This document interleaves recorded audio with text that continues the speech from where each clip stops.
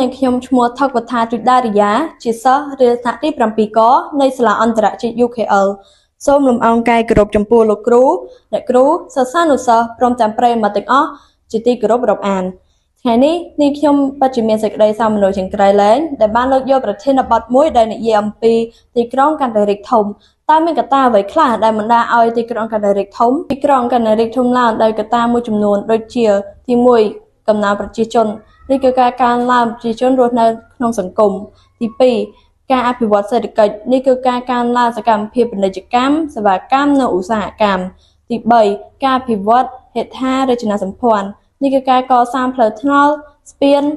និងអគារខ្ពស់ៗផ្សេងៗ4ការវិនិយោគនិងការបង្រៀនលំនៅឋាននេះគឺការបង្រៀនលំនៅឋានរបស់ប្រជាជនដូចជាកសាងបុរីនិងសំណង់ផ្ទះល្វែងផ្សេងៗកត្តាទាំងនេះហើយធ្វើឲ្យទីក្រុងមិនត្រឹមតែរីកទំហំផ្ទៃដីនោះទេតែថែមទាំងរីកចម្រើនផ្នែករចនាសម្ព័ន្ធសេដ្ឋកិច្ចនិងសង្គមផងដែរចង់បញ្ចប់នេះខ្ញុំសូមថ្លែងអំណរគុណចំពោះប្រិយមិត្តទាំងអស់ដែលបានទស្សនាវីដេអូមួយនេះតាំងពីដើមរហូតដល់ចប់សូមអរគុណ